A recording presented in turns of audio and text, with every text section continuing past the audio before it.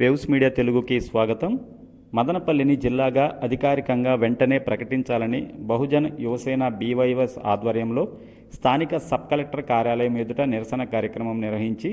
Sub కలెక్టర్ని ఫిర్యాదు చేయడం జరిగింది. అనంతరం బహుజన యువసేన అధ్యక్షుడు పునీత్ మాట్లాడుతూ ఎంతో చరిత్ర గల అన్ని అర్హతలు మరియు హంగులు కలిగిన మదనపల్లిని గతంలో వారి సొంత రాజకీయాల ప్రయోజనాల కోసం జిల్లాగా ప్రకటించకుండా తీవ్ర మోసం చేశారని, గత ఎన్నికల ప్రచారంలో భాగంగా మదనపల్లికి విచ్చేసిన ముఖ్యమంత్రి నారా చంద్రబాబు నాయుడు, మంత్రి లోకేష్ వారి కుటుంబ ప్రభుత్వం అధికారంలోకి వచ్చిన వెంటనే మదనపల్లి జిల్లాగా ప్రకటిస్తామని ఎన్నికల హామీ ఇచ్చారని, కూటమి ప్రభుత్వం ఏర్పడి 1.5 సంవత్సరం అవుతున్నా ఇంతవరకు మదనపల్లి జిల్లాగా అధికారికంగా ప్రకటించలేదని, ప్రభుత్వం వారు కేవలం త్వరలో జిల్లాగా ప్రకటిస్తామని చెబుతూ కాలయాపన చేస్తున్నారే కానీ జిల్లా ప్రకటనపై చేస్తున్న ప్రక్రియ కానీ జిల్లా ప్రకటన కానీ అధికారికంగా చేయడం లేదని, కావున ప్రజలు మభ్యపెట్టకుండా ఎన్నికల సమయంలో ఇచ్చిన హామీని వెంటనే నెరవేర్చే విధంగా మదనపల్లి జిల్లాగా అధికారికంగా ప్రకటించాలని కోరారు. ఈ కార్యక్రమంలో బహుజన్ యువసేన నాయకులు జిలానీ భాష, హరికృష్ణ, శ్రీనివాసులు, నవీన్, నిజాం, శశికుమార్, వినయ్, సాయి కిరణ్, భాను, నాగేంద్ర, నితీష్,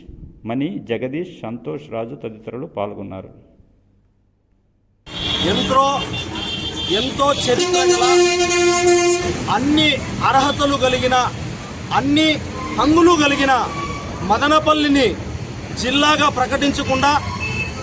వారి సొంత రాజకీయాల ప్రయోజనాల కోసం గతంలో ఉన్న రాజకీయ పార్టీ వాళ్ళు మదనపల్లిలో ఉన్న యువత మరియు ప్రజల మనోభావాలను దెబ్బతీస్తూ అలాగే మదనపల్లి ప్రజలను మోసం చేస్తూ మదనపల్లిని జిల్లాగా ప్రకటించకుండా కేవలం వారి సొంత రాజకీయ ప్రయోజనాల కోసం మదనపల్లికి తీవ్ర మోసం చేయడం జరిగింది. ఇదే సందర్భంగా గత ఎన్నికల ప్రచారంలో ఎన్నికల హామీల నేపథ్యంలో ఇప్పుడున్న మన ముఖ్యమంత్రి గారు నారా చంద్రబాబు నాయుడు గారు అయితే ఏమి, అలాగే మంత్రి నారా లోకేష్ గారు మదనపల్లికి విచ్చేసినప్పుడు గత ప్రభుత్వం మదనపల్లికి తీవ్ర నష్టం కలిగజేసింది, మదనపల్లి ప్రజలను మోసం చేసింది, మేము అధికారంలోకి వచ్చిన వెంటనే మదనపల్లిని జిల్లాగా ప్రకటిస్తామని చెప్పి హామీ ఇవ్వడం జరిగింది. ఇప్పుడు ప్రభుత్వం ఏర్పడి దాదాపు